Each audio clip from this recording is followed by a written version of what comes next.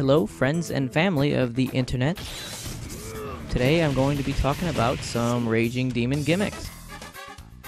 Now, this is not a Raging Demon tutorial. I mean, I already made those, and it's going to be nothing extravagant like that was. Just a hopefully quick video showing off a couple gimmicks that you can use to set up your Super and maybe Ultra Demon.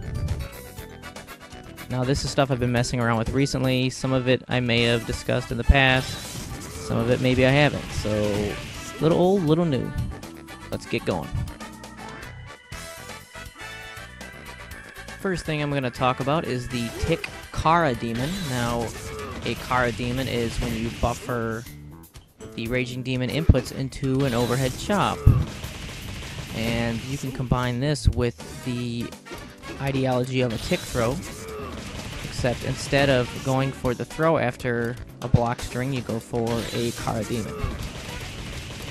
Works relatively well and can be used from either a hit or block string, since it's, slow enough to where they'll recover from the stun either way. And it's pretty tricky. I mean, it'll definitely catch someone off guard. I would definitely classify it as a gimmick. There's my crazy inputs, make of them what you will.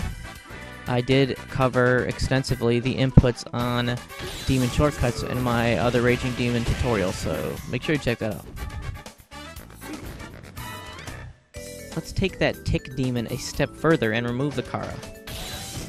Some of you may be wondering how this is possible, and I did too. I mean, West AB was doing this to me quite a bit the other day, which sort of prompted this tutorial. It's essentially just buffering the two jabs of the demon into whatever your last normal is in the block string. So, for instance, if it's crouching jab, you would tap jab twice instead of once for that one crouching jab, and then you get what appears to be a walk forward demon, because you would hit forward, short, and fierce after the block stun has diminished. As you can see, if done correctly, won't be able to jump out. Here's a shot at the input. As you can see, two crouching jabs. The second crouching jab, I hit jab twice so I can get the two jabs for the demon. And then the slight walk forward is prompted by the forward input of the super, and then short and fierce.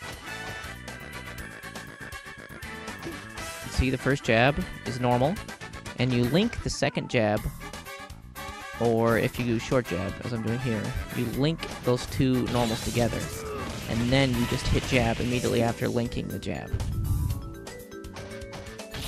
Definitely creates a crazy walk forward demon that, it blew my mind. And you can do this with various 2 or even 3 hit strings. Now, it is sort of imperative that the character has to block this string of attacks for the Tick Demon to work. And that's because hit stun lasts longer than block stun, so chances are they will still be in hit stun if the attacks connect, and they will be able to jump out after the flash because of this. The next setup I call the Ambiguous Demon, and that is a demon that is triggered by a blocked jumping short, and as you know, the jumping short is ambiguous, so it can cross up or it can't. Whether it does or not doesn't really matter. I just call it the Ambiguous Demon. Now, the jumping short creates such little block stun that if done correctly, you can buffer a super, and if they don't jump out before the flash, they will not be able to escape, as you can see. You have to be absolutely careful that you don't grab them while they're still in block stun. Now, if they're not in block stun, the character's animation will begin to turn around, and if they are in block stun, they will still be facing the opposite way. And they can jump out, like you just seen.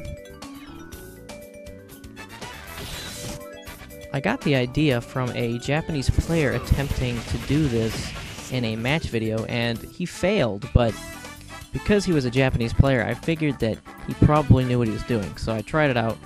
Sure enough, it works.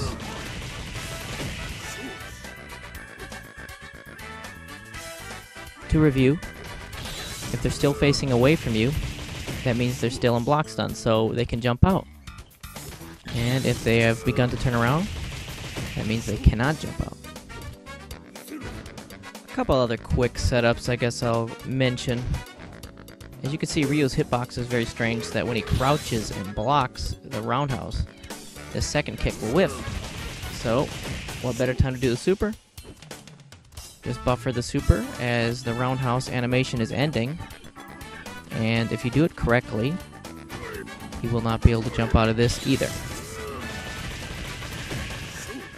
Typically, this is not a jump on reaction type of move. Ryu usually would want to counter with a low forward or whatever. As you can see, there's me buffering it. At the end of the roundhouse, this is very important, don't buffer too early.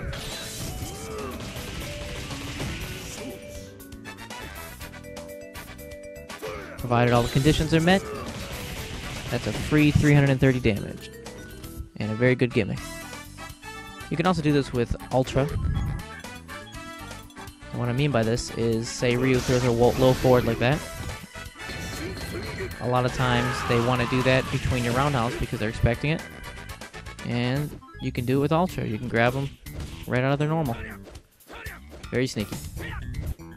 The last gimmick I'm going to mention here is just a dash demon. It's straight up just a dash forward super. You buffer super into your dash motion.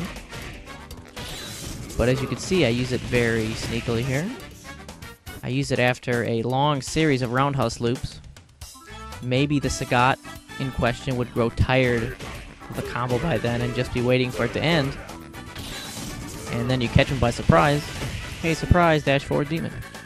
Get a little bit more damage in there without any scaling. Always a good opportunity. Unless he mashes Tiger Uppercut, then you're fucked. So, in this scenario, say you absolutely obliterate this Sagat, and you keep looping him over and over again until he's stunned. Now, you know, as you can see, there it is. There's the stun. And he's probably waiting for this combo to end, sighing. Oh shit, what happened? See? You got caught. Dash forward super. Never underestimate it.